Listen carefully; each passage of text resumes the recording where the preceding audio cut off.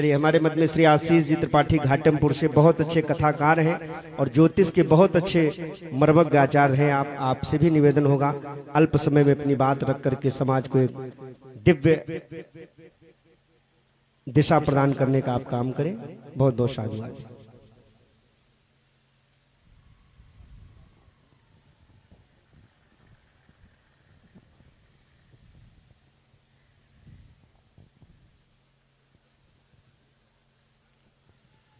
ध्यान मूलम गुरुमूर्ति पूजा मूलम गुरुपदम मंत्र मूलम गुरुर्वाक्यम मोक्ष मूलम गुरु कृपा। बोलो गोविंद भगवान की जय। सर्वप्रथम आदरणीय बड़े भैया प्रदीप भैया को बहुत बहुत साधुवाद, धन्यवाद। आज इतने सारे विद्वान संत आचार्य ब्राह्मण भक्तों के दर्शन करने का शुभ भैया के वजह से प्राप्त हुआ। देखिए, ये तो बिल्कुल सत्य बात हमारे शोभित भैया ने कही है कि सनातन को कोई भी मिटा नहीं सकता है, लेकिन सनातन आज कमजोर अवश्य हो रहा है और इसका कारण कहीं ना कहीं हम और आप ही हैं। हम लोग कथा के माध्यम से धर्म की चर्चा सदैव करते रहते हैं, किंतु चर्चा से पहले तो हमें अपने स्वयं के गुण अवगुण पर विचार करना होगा।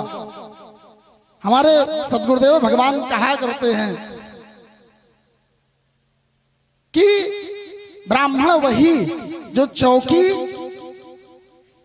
और चौक में अंतर न करे, मतलब जो प्रवचन में रहे वही नियम उसके घर में भी रहे। आचार समन्तात चरतीति आचार्य, जो अपने आचरण से समाज को संदेश प्रेषित करे वही आचार्य है, वही ब्राह्मण है और वही कथावाचक है। देखिए, सनातन के विषय में सबसे पहले तो आज इतने सारे विद्वान और हमारे श्रेष्ठ विद्वान यहाँ पर बैठे हुए हैं। जो चर्चा आज हुई है, और अक्सर हम लोग कोविड के समय में हमारे अध्यक्ष जी बैठे हुए हैं, हम चर्चा हम लोग किया करते थे ग्रुप में भी। सबसे पहले हम लोगों को एकत्र होने की आवश्यकता हम लोगों को, और ये सब जानते हैं कि हम कितने एकत्र हैं कितने एकत्र नहीं, ये विषय अलग हो गया, लेकिन हम सबको एकत्र होने की आवश्यकता है और हृदय से एक दूसरे के प्रति सम्मान की भावना एक दूसरे के प्रति सदैव बनी रहनी चाहिए। आज हमारा भाई अगर कोई आगे बढ़ता है तो हम उसमें 10 कमियां निकालने लगते हैं। अमुक व्यक्ति ये गलत करता है, अमुक व्यक्ति ये गलत करता है, अमुक व्यक्ति ये गलत करता है। अरे भाई, आप तो विद्वान हैं और आपने पढ़ा है, सुना है, सुमत कुमत सबके उर रही नाथ पुराण निगम अस कहें। अच्छाइयां और बुराइयां सबके मध्य में है। अगर हमारा कोई बड़ा भाई छोटा भाई आगे बढ़ रहा है समाज में, तो हमें उसकी बुराइयों पर पर्दा डालते हुए उसकी अच्छाइयों का प्रकाश करते हुए उसे नित्य आगे बढ़ाते रहना चाहिए। और सनातन के विषय में मैं बस इतना ही कहूंगा, बिनु सत्संग विवेक न हुई। सत्संग जैसा कि आप सब लोग सुन रहे हैं, कर रहे हैं, हमारे आचार्य प्रदीप जी के द्वारा इतने दिनों से यहाँ सत्संग हो रहा है, तो सत्संग करते रहने चाहिए। और सत्संग का तात्पर्य सिर्फ कथा सुनना नहीं है, उसको अपने आचरण में उतारना है। हम देखते हैं बहुत ऐसे भक्त हैं, व्यस्तता के कारण उनकी दिनचर्या बड़ी अव्यवस्थित है। एक लोटा जल भी कोई भक्त भगवान सूर्य को समर्पित नहीं करता है। यहाँ तक कि 2 मिनट खड़े होकर के या आसन डाल करके भगवान का मंत्र जाप नहीं करता है। हमें अपने आचरणों में सुधार करना होगा। पहले हम जब अपने आचरण को सुधार करेंगे तब जाकर के सनातन मजबूत होगा। सनातन कोई घर नहीं है। एक ये विचार है कि घर को बाहर से बड़ा अच्छा कर दिया, अंदर कौन देखने आता, नहीं। हमें घर को, सनातन को अंदर से मजबूत करना होगा। और जब सनातन अंदर से मजबूत होगा तो निश्चित ही है सनातन समाप्त नहीं होगा, किंतु उसका प्रचार प्रसार अग्रगण्य बढ़ता ही चला जाएगा। हम लोगों ने अभी कुंभ में, प्रदीप भैया ने बड़ा कठिन कार्य सौंपा हुआ है सब लोगों को, क्योंकि वक्ता जब आधा घंटा बोल लेता है तभी उसका पूरा माहौल बन पाता है। लेकिन भैया का आदेश है तो कम समय में अपनी बात। अभी हम लोगों ने कुंभ में देखा पूज्यपाद शंकराचार्य जी के साथ में क्या बर्ताव हुआ।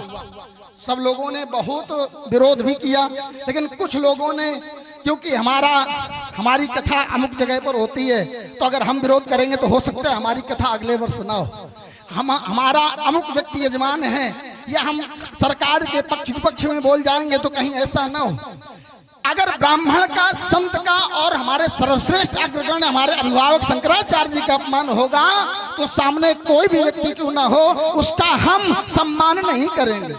इसलिए सर्वप्रथम हमारी आपसे यही प्रार्थना है, और सत्संग के माध्यम से सनातन को अगर मजबूत करना है तो हमें अपने सनातन के जो हमारे मुख्य अंग हैं उनको, उनके प्रति, उनके सम्मान के प्रति हमें उत्तरदायी होना चाहिए। जय श्री राम। सनातन धर्म की जय।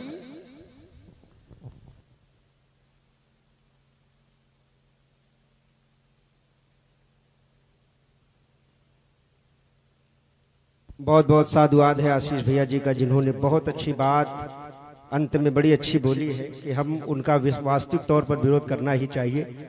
नहीं सन्मुख से कर सकते हैं तो आज तमाम माध्यम है, सोशल मीडिया है, डिजिटल मीडिया है, आदि आदि माध्यम है। कभी कभी होता है किसी के सामने हम विरोध नहीं कर सकते हैं तो हम पीछे से भी उसका विरोध कर सकते हैं। उसके लिए तमाम फार्मूले आजकल हैं। आजकल तो चुनाव में भी नोटा आने लगा है नीचे, कि जब न वोट डालने की इच्छा हो तो नीचे नोटा दबा दीजिए।